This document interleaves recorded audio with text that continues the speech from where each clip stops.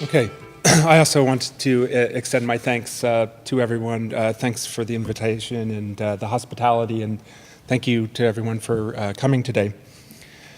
The title of my talk is Writing's Short-Term Working Memory. Over the next 20 minutes, I will investigate memory, specifically what we commonly term short-term memory, to consider the ontological basis of rhetoric. To briefly foreground the context in which I'm working, I begin from a Deleuzian perspective and move through the work of Masumi, DeLanda, and Latour, and have recently arrived in the vicinity of speculative realism and object-oriented ontology. I also have a long-standing interest in digital media and information technologies. In fact, it's fair to say that the overall impetus of my work is the contention that we are undergoing such a profound shift in the way that symbolic action operates that we must revisit and rethink the fundamental bases of rhetoric. As one of the canons, memory is a good place as any to begin rethinking rhetoric's ontology. We might begin with thinking of rhetorical memory as the ability to memorize a speech, but in the classical period, memory was also the ability to recall commonplaces and other rhetorical strategies. In other words, rhetorical memory is linked with invention and connects the rhetorician not only with her own words, but with the stored knowledge of her community. In the print era, we came to overlook memory as the role of books replaced the need to memorize, and invention became more of a scientific, methodical matter than a rhetorical or collective one. Today, of course, the flood of information has us once more concerned about memory, attention, and so on. I can't remember all the things. And in particular, as I will discuss, this is an opportunity to rethink our understanding of composing and rhetorical relation. Doing so from the perspective of an object-oriented rhetoric means exploring the ontological foundations of a minimal rhetoric beyond the space of human symbolic action. Exploring memory in terms of objects immediately raises the issue of panpsychism. How far does cognition extend among objects? In part, the answer to that question depends on how far we can extricate ourselves from human-style thinking.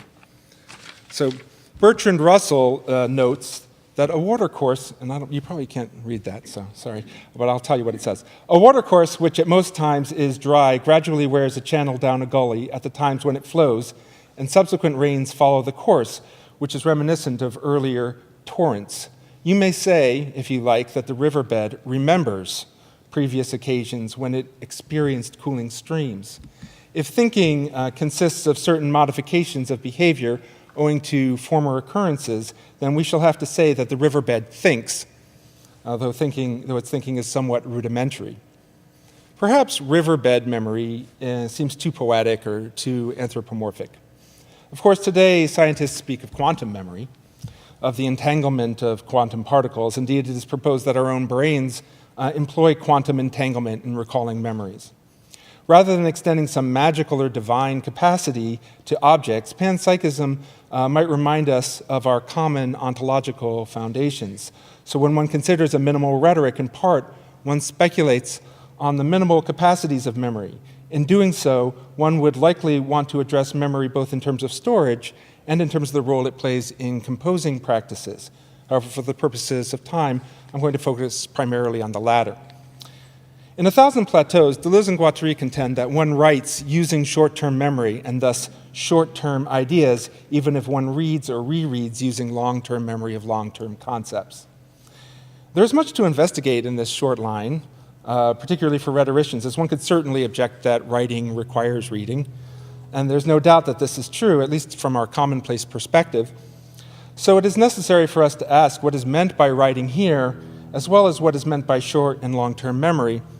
And 1,000 Plateaus offers some clear distinctions between the two in this extended passage, where they say, ooh, that's not going to work for you either, sorry, get your glasses out. Thought is not arborescent, and the brain is not a rooted or ramified matter. The discontinuity between cells make the brain a multiplicity immersed in its plane of consistency, a whole uncertain probabilistic system. The same goes for memory. Short-term memory is of the rhizome or diagram type. Long-term memory is arborescent and centralized. Furthermore, the difference between the two kinds of memory is not that of two temporal modes of apprehending the same thing. They do not grasp the same thing, memory or idea. Short-term memory includes forgetting as a process. It merges not with the instant, but instead with the nervous, temporal, and collective rhizome. Long-term memory, family, race, society, or civilization traces and translates. Traditional rhetorical memory is the long-term type, connecting us to cultural commonplaces, while short-term memory then becomes the site where memory goes to work. Cognitive researchers divide short-term or working memory into three elements: a phonological loop, a visuospatial sketchpad, and an executive function. Much of these elements have been identified through empirical research.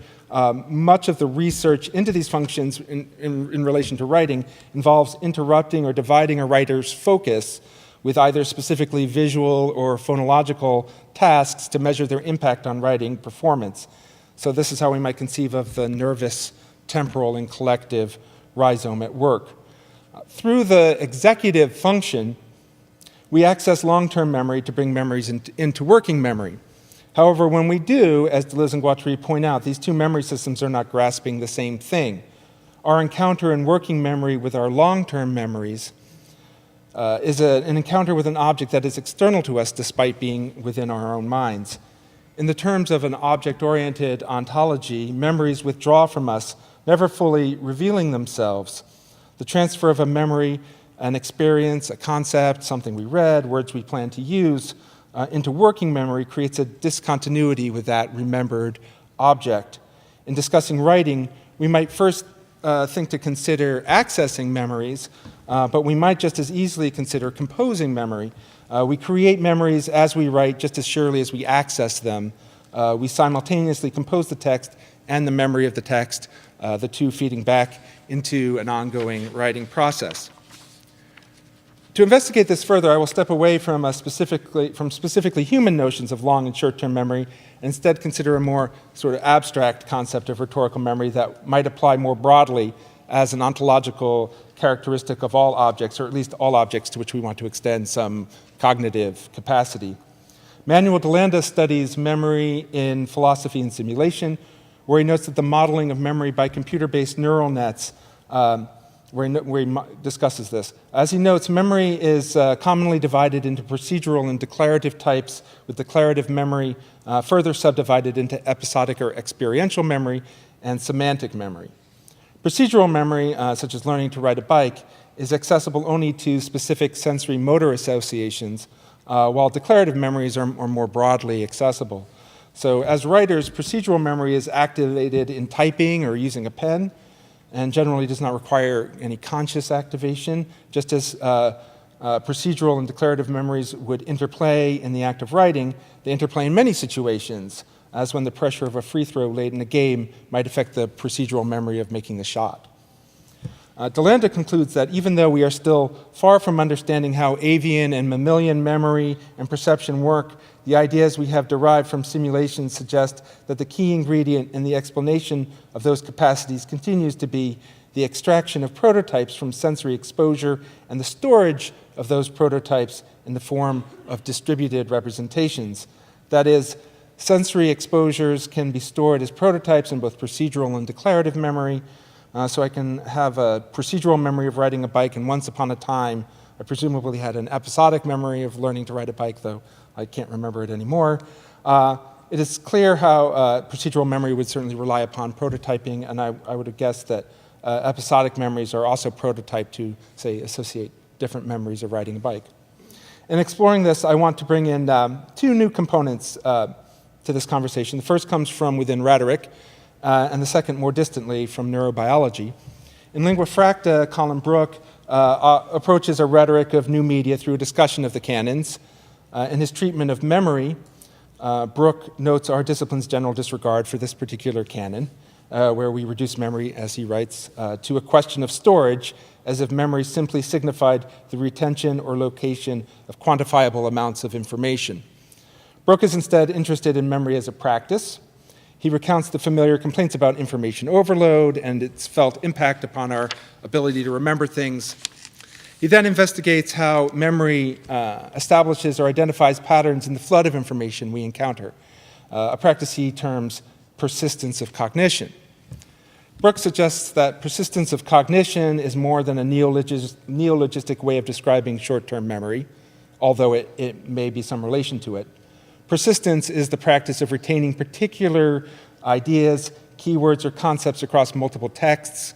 Persistence marks a play between presence and absence. Persistence as a memory practice is the ability to build and maintain patterns, although those patterns may be tentative and ultimately fade into the background. Of course, pattern creation, or prototyping, as DeLanda terms it, is all about forgetting or not even seeing in the first place. Patterns are built by dropping out extraneous details. Brooks' persistence of cognition is about developing specific reading practices and drawing on digital tools to filter and organize data. These patterns come to reside in the long-term memory, whether within our wetware or extended into some distributed cognitive network. However, they must first pass through the working memory, where the first priority is to forget or simply not to see, so that patterns can be composed and stored. Brooks' persistence of cognition raises an important question about our active role in the production and use of memory. Maturana and Varela's famous experiments on the visual cortex of frogs indicated how sensory thresholds are built into our biology, but below those thresholds, how might we characterize our role? This brings me to my second component, neurobiology, where experiments indicate that even insects respond variably to consistent input. As Bjorn Brems puts it, without behaving variably, without acting rather than passively responding, there can be no success in evolution. Those individuals who have found the best balance between flexible actions and efficient responses are the ones who have succeeded in evolution. It is this potential to behave variably, to initiate actions independently of the stimulus situation, which provides animals with choices. This puts our familiar concerns regarding agency in a somewhat different light. An animal that responds passively and predictably to a given stimulus will quickly be taken advantage of by its competitors. Our ability to imagine the mental states of other humans, an ability clearly central to rhetoric, reflects the tactical advantages of being able to predict another's actions and the core ability of being able to act unpredictably in response. That said, the ability to act unpredictably is not the same as having the capacity to choose an action. Instead, Brems suggests a two-step procedure, one that stochastically generates options and a second that selects among those options. Let me be clear, however, I do not mean to offer a kind of scientific defense of free will. That said, neurobiology does indicate the ability to act variably to a set of inputs in even relatively simple brains like insects. Animals demonstrate an ability to shift between regular, efficient behaviors and unpredictable, novel acts. As we tend to say bureaucratically, decisions are made. However, how one wishes to distribute that agency is another matter, but it seems clear that organisms can distinguish between external and internal inputs, and that behavior is not simply predictable based on external inputs. Though Brems doesn't make mention of memory in this particular article, I'm going to draw some preliminary connections here. Memory operates stochastically in response to sensory inputs, testing out various prototypes, sometimes relying upon efficient habits and sometimes proceeding unpredictably. DeLanda observes a similar activity in his description of computer models of neural nets. In working memory's operation, there is an analogous stochastic operation, what DeLanda through Deleuze and Guattari would term quasi-causal multiplicity, that merges procedural, episodic, and semantic memory with the affective, temporal, and collective rhizome. Consider how one selects the words that comprise a sentence. Why selects, not chooses? I don't have a memory of weighing those words and making a selection, or a choice, I guess. Perhaps these differences make no difference. And though we can consciously intercede in many of these processes, generally we do not play an active role in parsing the words for each sentence. Nor do we control the particular memories that are activated by the present moment. Gregory Ulmer observes this when he takes up Barth's punctum, right, and describes what he terms image reason. And yes, memories are continually recaptured or reterritorialized, if you like. However, there is also always the slippage and not simply because symbolic action is inadequate to the task, and not just because we have an evolutionary adaptation to a degree of unpredictability, but also because of a more fundamental ontological condition wherein objects withdraw from one another. For me, this is the space where it is easiest to begin speculating about an ontological rhetoric outside the strictly correlationist frame of rhetoric's conventional interest in symbolic action. This means stepping outside of the phonological loop and the semantic memory into less complex memory systems like Russell's riverbed. And we might consider the riverbed as a kind of procedural memory, but it's not necessary to go that far yet.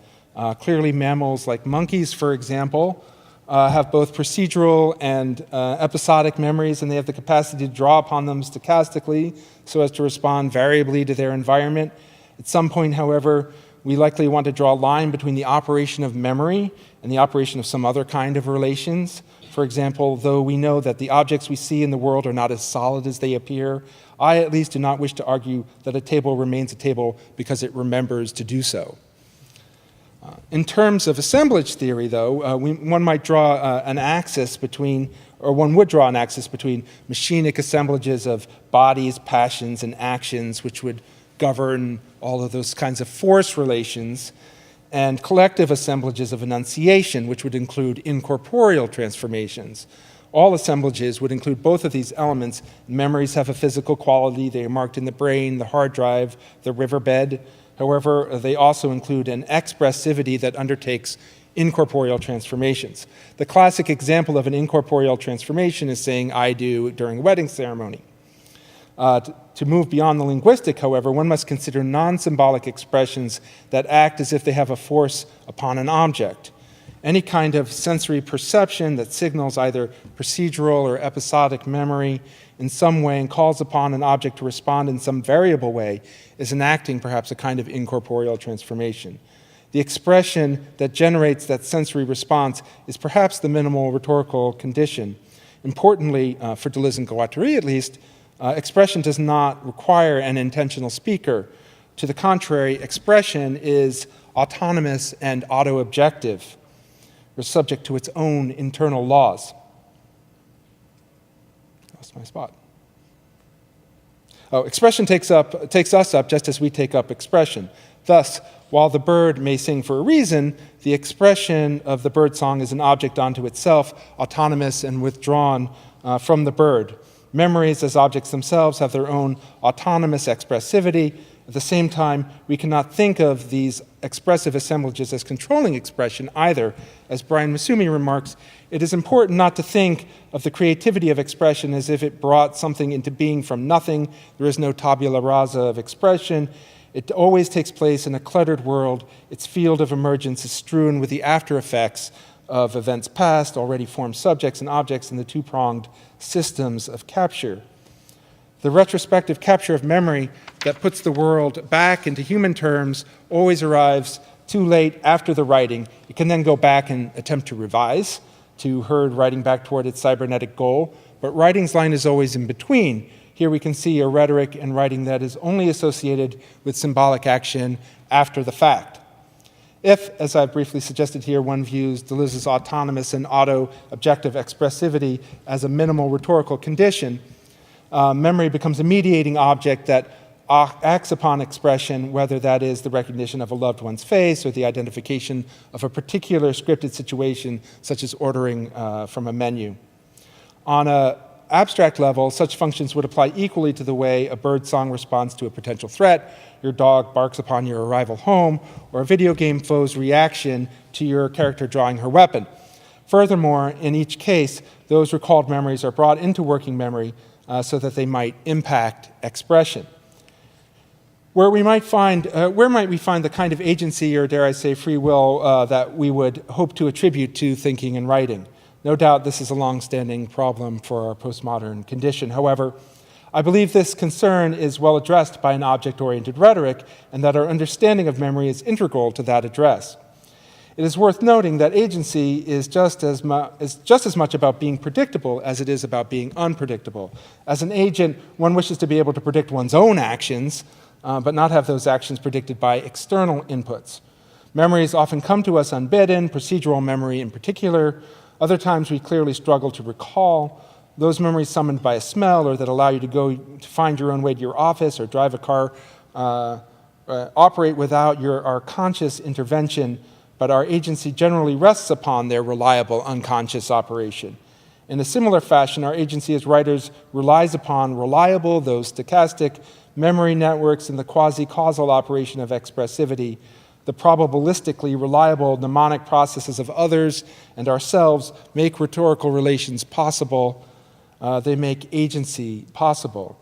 So now I would like to retrieve these parts: Brooks' persistence of cognition, Brem's stochastically generated activity, Deleuze's quasi-causal expressivity, and move back toward writing and working memory. Here, in the short term, memories arrive sometimes summoned, sometimes not, more or less insistent, carrying with them their own expressivity, their own potential for incorporeal transformation. They intermingle with the nervous, temporal, and collective rhizome. Each episodic memory, each procedural gesture, each recalled word is an object unto itself with its own properties that are always withdrawing and never wholly retrievable. Each also develops its own capacities in the relations it forms with the other elements in the working memory. These are also largely unpredictable, yet nevertheless, writing is fairly predictable. Once we learn the language, words usually come out in the form of a sentence. They usually accomplish the goals we set out for them, in part because we can employ reliable strategies, and in part because of our own capacity for variable response. And as I've suggested here, these capacities rest upon a simpler, minimal rhetoricity that lies in expressivity and in memory. What we can see in the proliferating spaces of digital networks is the drowning of these reliable strategies in a sea of possibility. We struggle to map the complex constellation of networked relations, and the expressive potential of our digital communications escape us as they morph from one context to another. This is, of course, not the first time we've had such information crises. When we think about the so-called creative explosion that maybe occurred 75 or 100,000 years ago alongside the emergence of language, this might be viewed also as a response to an information crisis. That is, the capacity for symbolic behavior emerged as a response to a human informational crisis where non-symbolic memory and communication were under pressure. But if we are willing to move beyond the necessity as mother of invention trope, we might even speculate as to the mutative potential of an autonomous expressivity leading to the composition of symbolic objects in the working memory. I will not suggest that our current information crisis is on par with that of the Paleolithic era, though perhaps it is the most intense in recorded history. However, when we investigate these minimal rhetorical relations and speculate more broadly on the rhetoricity of objects beyond human symbolic action, I believe we create conditions where the development of new reliable behaviors and hence a different networked agency might arise. Thank you.